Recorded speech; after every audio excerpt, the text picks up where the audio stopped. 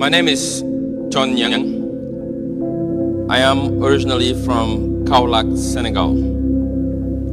Kaolack is a city 3 hours away from Dakar. Dakar is the capital of my home country. dal leen jàmm ci seen beneen numéro portrait à la sénégalaise tey nag ñu leen bëgg xamalek kii ñu naan Thione Niang di doomu Sénégal boo xam ne mu ngi gane ci àdduna ca diwaanu Medina Baye le 8 janvier 1978 am jaar-jaar bu mat a xamal ndaw réew mi gannaaw bu mu jàngee fii ci lycée Lamine Gueye la ut visa ñeenti yoon ngir dem Amérique mu dëgëroon lool ci moom bi mu yegg si Amérique $20 la wàccaale ci dëkk ba yegg si amul mbokk yu mu mën a nekkal mu dem nekk ci kër xaritam bëgg a jàng boole kook utum xaalis liggéey na liggéeyu plongeur maanaam di raxas ay ndab ci ay restaurant ngir mën a am lu mu dundee ba yàlla dimbali ko 2006 mu dajeek président démocrate boobu di Barack Obama foofu ca États-Unis Barack Obama dédicacé ko livre bu ñuy wax l'audace d'espérer Thione Niang ànd ak moom ne ko dinaa la jàppale ci sa wàllu politique mu ànd ak Barack Obama wër Amérique jàppale ko ci campagne boobu ba keroog muy dugg Maison Blanche. Are you ready to elect President Obama again? That's right.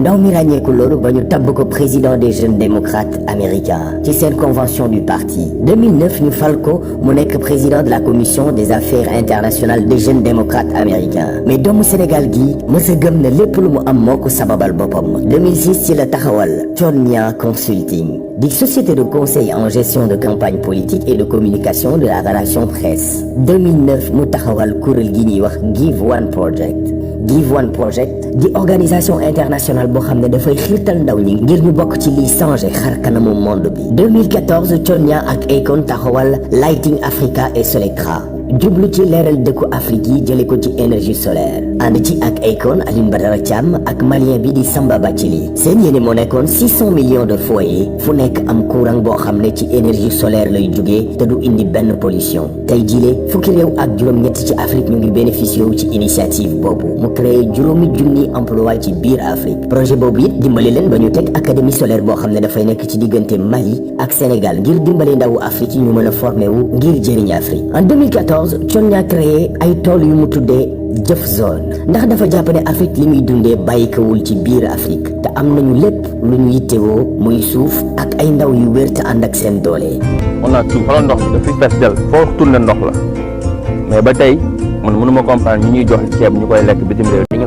loolu moo waral ferme yooyu ñu fay bay lu ñuy dundee di fa yarub jur te it di ko mën a jaay di ko wecceek xaalis Thione Niang wër na lu war a tolloog téeméeri réew ci biir adduna bi ngir waxtaane li ñuy wax leadership ak entrepreneuriat social ci université yi gën a mag ci Europe Asie Pacifique Afrique Amérique latine Amérique du Sud Amérique du Nord ak ci monde arabe bi ak Australie Thione Niang digganteem ak Barack Obama leer na ñëpp 2015 président Barack Obama nommé Thione Niang ambassadeur auprès du ministère américain de l'énergie 2018 Thione Niang ñu décoré ko du Global Leadership Award Rose of Peace ki ko def di président Singapour boobu di Halima Yacob Thione Niang élevé nañ ko au rang de commandant de l'ordre national du Bénin ki ko def di président Yayi Boni magazine bi di Complexe tabbu Thione Niang boole ko ci l'un des 10 jeunes noirs les plus influents yi gën a mandargaal seen taxawaay ngir changer États-Unis ak àdduna bi yëpp fu na lay dem xam-xam bi mu am mu koy partagé ak mbooleem doomu aadama fi mu dëkk tey ci Sénégal muy Sendou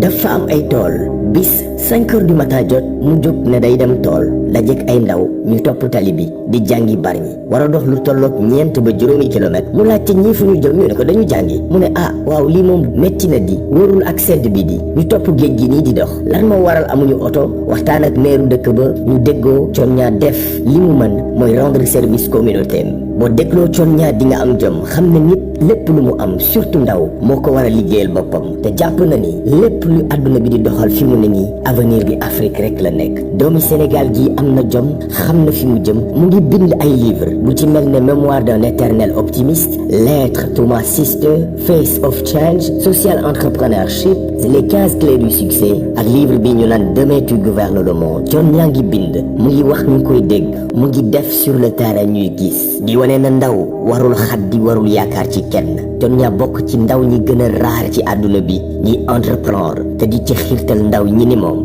bu ngeen ko dégloo xool ko du ngeen juum royukaay la fi Afrique